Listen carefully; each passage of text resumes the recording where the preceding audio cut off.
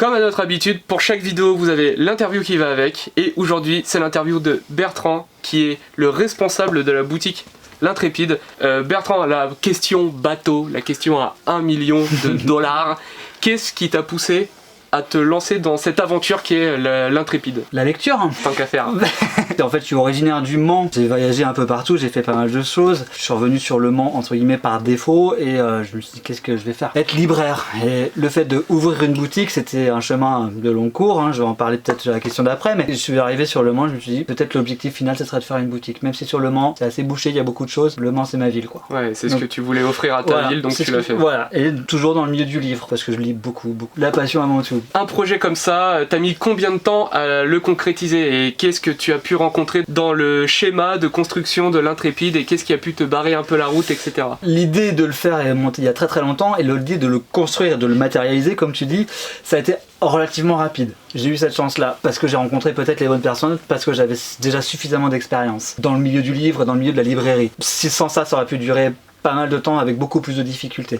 Moi j'ai eu la chance de rencontrer quelqu'un qui m'a pris en charge, qui faisait partie d'un cabinet comptable, qui m'a dit bah écoute, je vais te trouver ton local, je vais te trouver ton financement, je vais te trouver ta banque, t'as l'air réglo Bertrand, on y va, on va faire un budget, un prévisionnel, on va faire tout ça. Et clairement j'avais commencé à faire le truc tout seul avec la CCI et tout ça, ça mettait un peu de temps, faut faire une petite formation, tout c'est sympa, on apprend plein de choses, mais ça faisait déjà 6 mois, il n'y avait rien qui avançait, lui en 2 mois c'était bouclé. C'est comme quoi le réseau c'est super important, d'être entouré de gens qui peuvent vous conseiller, qui peuvent vous aiguiller, qui peuvent appuyer votre candidature quelque part. Et donc du coup, en tout et pour tout, t'as mis combien de temps entre le moment où tu y as pensé et le moment où tu l'as lancé? Environ 1 an, mais comme je t'ai dit, j'ai perdu entre guillemets 6 mois avec cette CCI qui m'a essayé de m'orienter, de me guider, on va réellement dire 6 mois. D'accord. Ça a été relativement rapide, il y en a qui, je sais, j'ai des copains qui ont mis des années avant de concrétiser quelque chose. Moi je trouve que c'est quand même relativement rapide 6 mois. C'est vrai que c'est rapide. Moi par exemple, Fine & Geek, ça a mis 2 ans.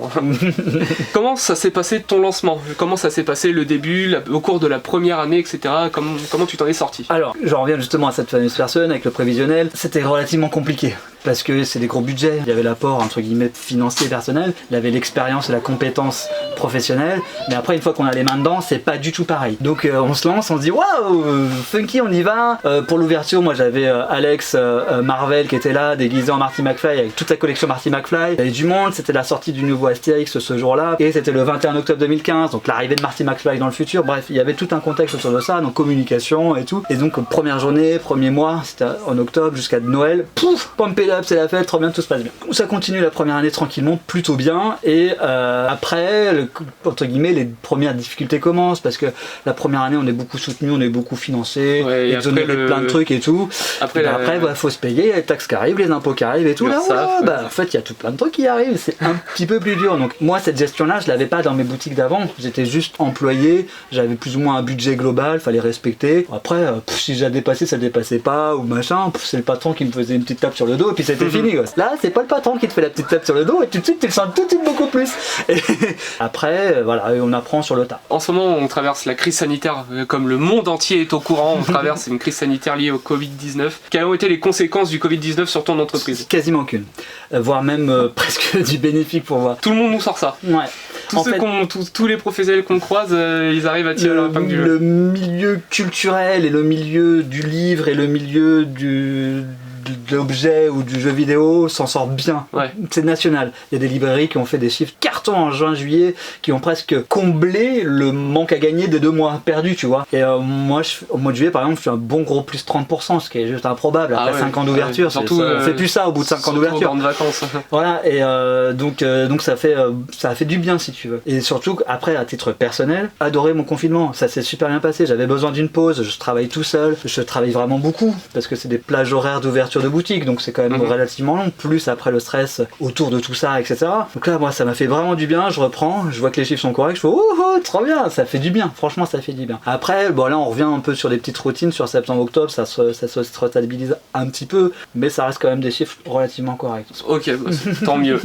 On en a parlé dans la vidéo principale, mais on va refaire un petit bilan ici. Comment as-tu connu Alex, aka Marvel? Comment votre relation a-t-elle évolué? Bah, moi, j'étais libraire au Mans, dans une autre grosse librairie librairie généraliste, je m'occupais du rayon BD, j'avais beaucoup développé le comics et le manga là-bas, parce que quand je suis arrivé c'était plutôt de la BD traditionnelle, hein, quand on est dans les librairies généralistes c'est comme ça, puis j'avais, comme je disais juste avant, les mains plutôt libres, j'avais un budget, je faisais un peu ce que je voulais, et puis voilà, et donc j'ai explosé le chiffre là-bas, et surtout sur le comics et le manga. Et forcément, quand tu as des lecteurs comme Alex, qui sont gros lecteurs de comics, qui habitent à 200 mètres de ta boutique, forcément il finit par venir te voir. C'est payé chez toi. Ah, mais c'était un truc de malade, hein, je t'avoue, c'était un truc de fou, moi j'hallucinais. Et puis il vient régulièrement, c'est un client, donc tu connais la distance client-pote, tu vois. Ça sera raccourci, ouais. Et puis ça devient un pote. Et donc oui, la première fois c'était dans cette boutique-là. Le même jour, il va rencontrer un autre mec du Comic Games qui s'appelle Matt, donc lescomics.fr, Max la sélection comics, et tout plein d'autres choses. Il est assez ouf. Et donc ils se sont rencontrés aussi là-bas. Super. Un super bonhomme, le petit Alex, j'adore. Un mec en or. Toi, personnellement, c'est quoi tes passions en dehors du fait que tu sois chef d'entreprise avec un business à gérer? C'est quoi qui t'anime? C'est quoi qui te fait vivre? Des passions, c'est très compliqué. Le livre, on a compris, c'est la passion principale. La lecture, ça pourrait être du roman, ça pourrait être ça, il faut que j'ai quelque chose. Le soir, il faut que je lise, même si je m'endors depuis des années. Ça, c'est mon truc. Le métier en tant que tel comble un peu le fait que je puisse lire ce que je veux. Donc ça, c'est cool. Tu vois ce que je veux dire.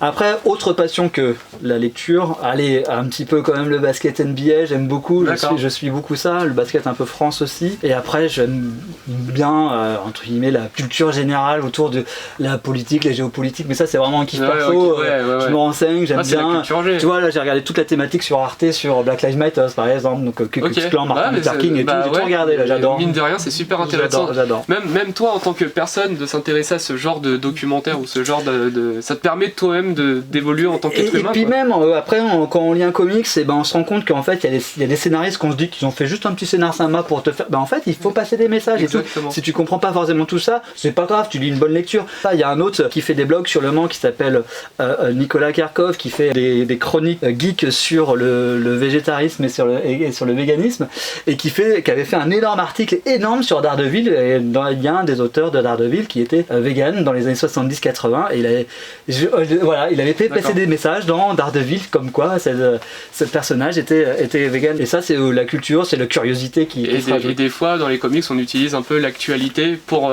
faire des scénarios de comics. Constamment dans les super-héros.